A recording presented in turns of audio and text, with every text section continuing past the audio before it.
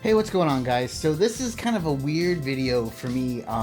As you may or may not know from my last couple videos, I am currently a new dad. I have a son, and it's super cool, and as of recording this, he is now 3 weeks old, so I'm still not really getting much sleep. However, I want to talk about something today that is a very hard sell. When this thing came out, I originally kind of thought it was kind of a dumb idea, not really a great idea, but I ended up pulling the trigger on getting one, and I personally have fallen in love with it. And I'm not gonna try to sell this thing to you. I just want to explain why I think it's good for me.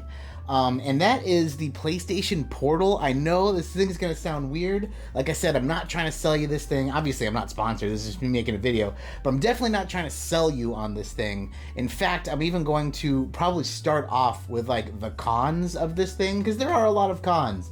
But I'll tell you what, man, as a new dad who is kind of trapped to certain rooms, this thing has become a godsend. But, you know, without further ado, let's talk about the PlayStation Portal. Now, the first thing I do want to talk about before I get deep into the PlayStation Portal itself is, of course, the obvious, right? If you've watched my channel for any amount of time, you know that I love the Nintendo Switch. And I have a glorious Switch collection. It is probably one of the major highlights of my game room. I also have several docks all over my house, different rooms, different floors. You know, and I'm gonna say right now that first off, before I go too much further, I did not. So Nintendo Switch docks are like 80 bucks each. You've seen how many docks I have just there. I did not spend $80 each for them. You really need to check Facebook Marketplace if you want extra Nintendo Switch docks, because you can get some deals. But, you know, rewind, you know, sometimes the Switch, you want to play something more modern, right? A modern console, something more powerful, maybe just a different game, you know? Switch is great, but, you know, you can't play Final Fantasy 16 on the Switch.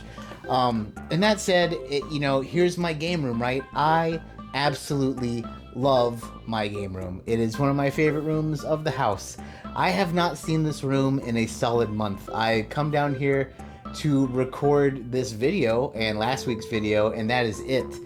Because where I'm at is way up here in the nursery most days. So why, why is the Switch not good enough? It's not good enough. I love the Switch, and I'm just wanting to play something different. I wanted to play some of my other consoles that have been collecting dust. So that's where the PlayStation Portal comes in. Now, I want to talk about, first and foremost, the downsides of the PlayStation Portal. Like I said, I'm not going to try to do this thing any favors. So let's start off. Downsides. It is $200 for basically a controller and a tablet. Yeah, that's ridiculous, right? 200 bucks. Another downside, you can't get them. Like, they are impossible to buy. The only reason I was able to purchase one was I follow Wario64 on Twitter or X or whatever the hell you want to call it, and I can see when they go back up for sale. I think I got mine on Amazon. Other downsides, I mean, it's not a standalone console. You have to have a PlayStation 5 to even use it. And you have to be on Wi-Fi to even use it. And your PlayStation has to be on Wi-Fi for you to even use it. So if power's off at your house and you've taken it on a trip, then it's useless to you.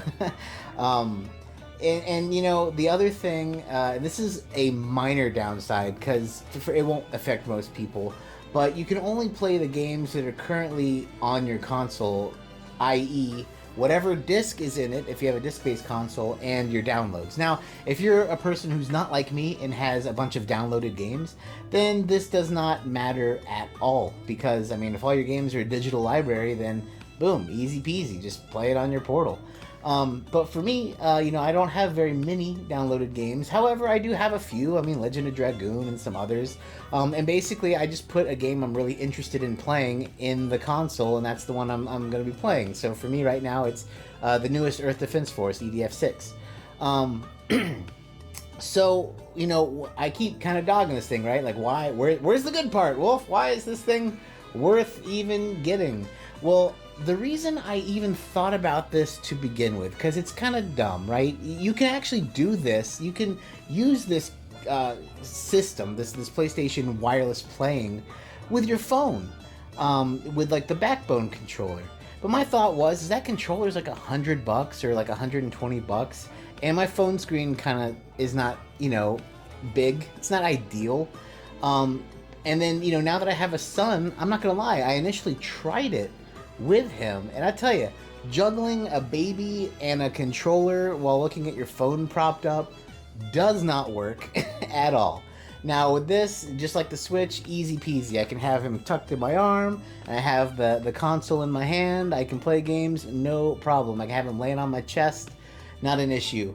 The original reason I was even toying around with this, though, was the fact that, you know, for my job, I do have to travel occasionally, at least maybe once a month, every other month.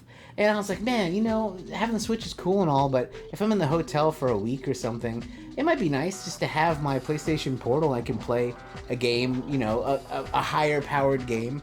And I'm not gonna lie, I've tested this out a few times, a few different places now. Obviously, at the house, it works 1000% perfect.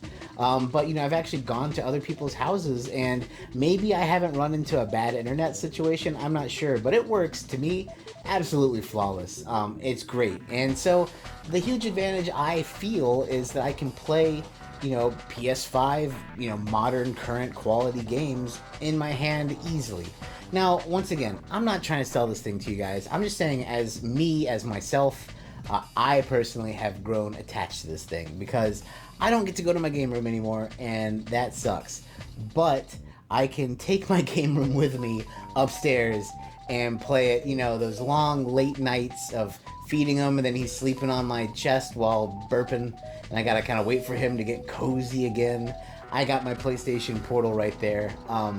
You know, it's a weird niche situation. I definitely see, and I was one of them, why you dog this thing. I mean, it's kind of silly. You know, it's not a console. It can't do anything on its own without mods. I know you can mod things and make things a little better, but you can't do a lot on your own with it, and that's fine.